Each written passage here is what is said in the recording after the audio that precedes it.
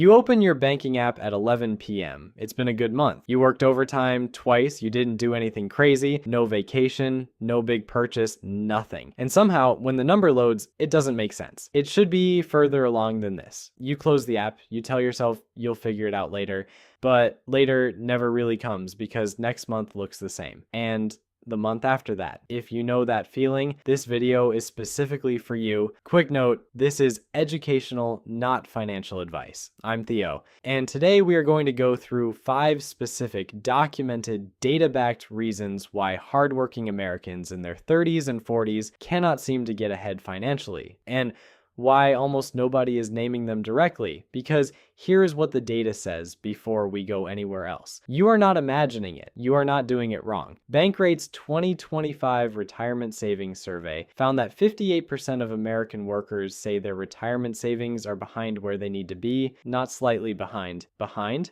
And this is not a young person's problem or a low-income problem. The 35 to 54 age bracket, peak earning years, the decade where everything is supposed to be clicking financially, reports the highest financial stress of any group in that entire survey. The people who should feel the most financially confident feel the most financially stuck. 5 reasons for that. Let's get into them. Reason number 1, the floor moved and nobody announced it. Between 2019 and 2024, median wages in the United States rose about 23%. That sounds reasonable. That sounds like progress. But here is what happened to the cost of your actual life in the exact same 5 years. Housing costs rose 43%, grocery prices rose 25%, health insurance premiums rose 22%, auto insurance premiums rose 38%. Childcare, if you have kids in your 30s or 40s, you know this number, rose 26%. Utilities rose 21%. Every single category that makes up the baseline cost of a normal middle-class life rose faster than wages. Not one of them, all of them,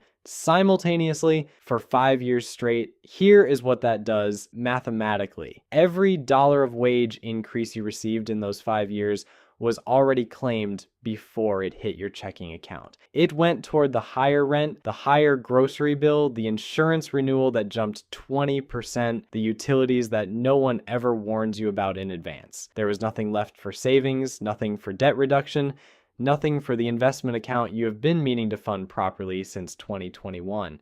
The treadmill did not speed up because you made new decisions. It sped up because your old decisions got more expensive. And according to Bankrate's analysis of Bureau of Labor Statistics data, prices climbed roughly 25% since 2020. The same Bankrate survey found that 32% of Americans going into 2026 expect their finances to get worse, the highest level of pessimism recorded since 2018. The sensation of running hard and going nowhere is not a mindset failure. It is a mathematically accurate description of what has happened to the middle class in the last 5 years, and almost no one is saying it clearly enough. Reason number 2, every raise you get is already spent before you decide to spend it. Most people in their 30s and 40s know the concept of lifestyle inflation. Make more money, spend more money, but the research shows it is far more automatic than conscious decisions to treat yourself. The University of Michigan's Health and Retirement Study found that for every $1 increase in income, the average American household increases spending by 85 to 95 cents. Not because they make a deliberate choice to upgrade something, because the baseline quietly shifts on its own. It shows up as the slightly nicer apartment when you move because you can afford it now. The one extra streaming service that snuck in, eating out 3 times a week instead of 2 because you've earned it after a long day. The slightly newer car when the lease ends because why not? The payment is manageable. No single one of those decisions feels like a splurge. Combined, they are consuming nearly your entire raise before you make one intentional financial move. Here is what this actually costs. Say you earn $75,000 and get a $6,000 raise to $81,000. At 90 cents per dollar of lifestyle inflation, $5,400 of that raise drifts silently into a higher baseline. $600 is left to save. If you invest that $600 a year for 20 years at a 7% return, you end up with about $26,000 if you had deliberately directed the entire raise into savings before your lifestyle adjusted to it. you would have $262,000. Same income, same raise, same person. The only difference is which week the money moved, and the difference it creates is $236,000. The brutal part is that most people could not tell you specifically where the $5,400 went. It evaporated into slightly upgraded versions of things they were already buying. That is lifestyle inflation, not dramatic, not even noticeable. Just quietly, one of the most expensive things that happens to people in their 30s and 40s every single year. Reason number 3, the system is engineered to spend your money. This sounds conspiratorial, so let me keep it entirely factual. Consumer spending accounts for 68% of the US economy. That means the entire engine of American economic growth depends on you spending money as fast as you earn it.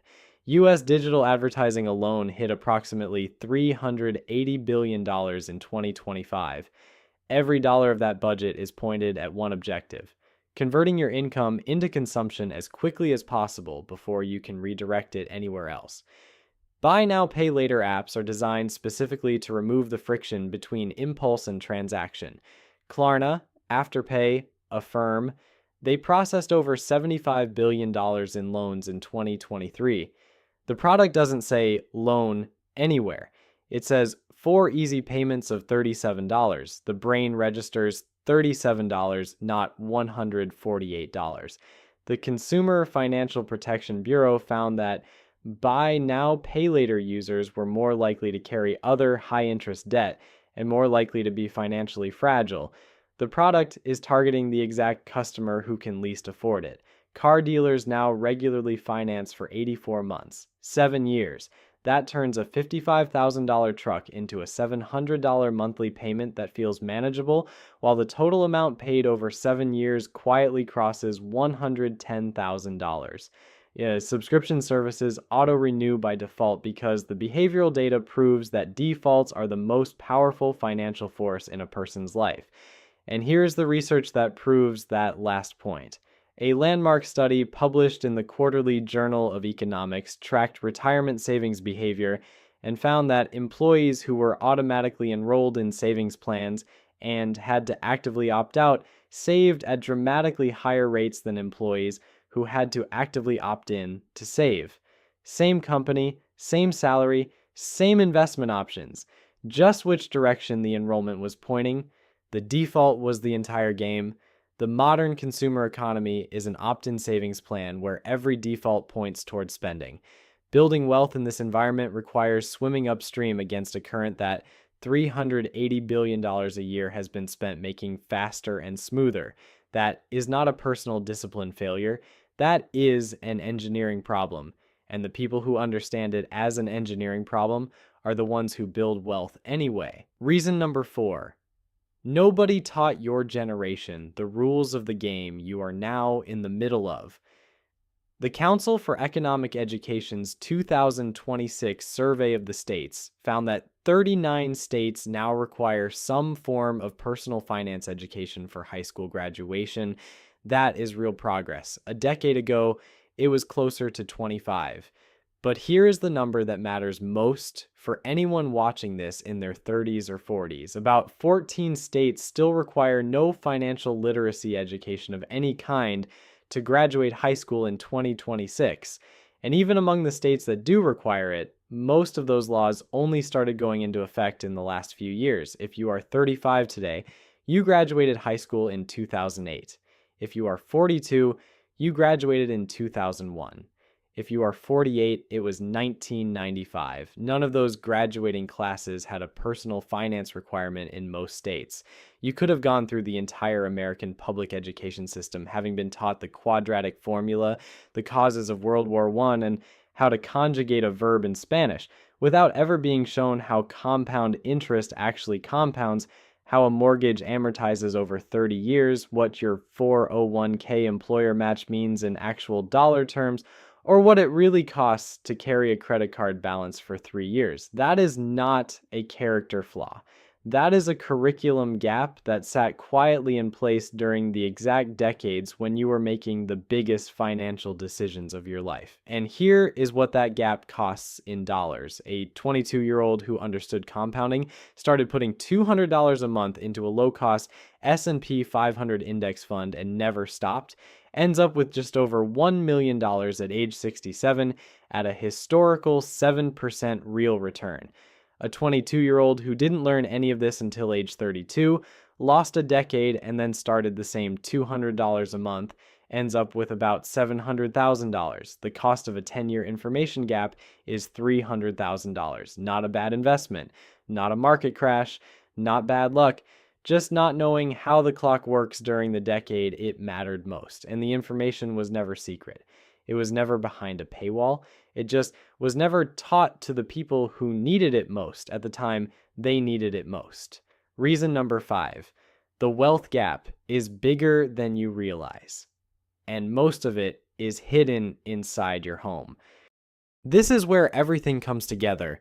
The median American family aged 35 to 44 has a net worth of about $135,600. Sounds decent until you see what's inside it.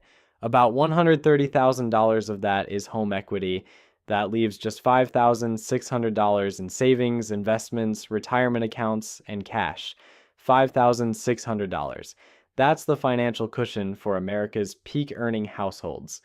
One major car repair and one medical bill can wipe it out.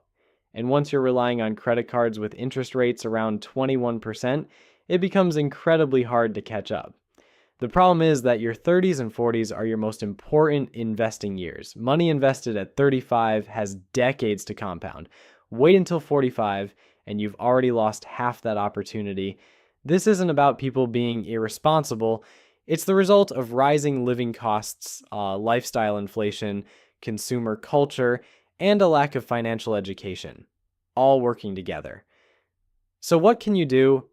You can't change the economy, but you can change your defaults.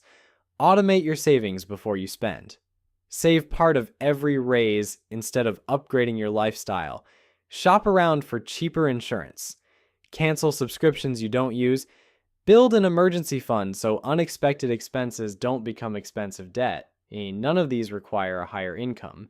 They simply change where your money goes. The people who build wealth aren't always the highest earners. They're the ones who change their financial defaults early enough for compound growth to do the heavy lifting. 5 reasons it's harder to get ahead. 1 solution: change your financial defaults before this decade slips away. If you found this valuable, subscribe and let me know your thoughts in the comments.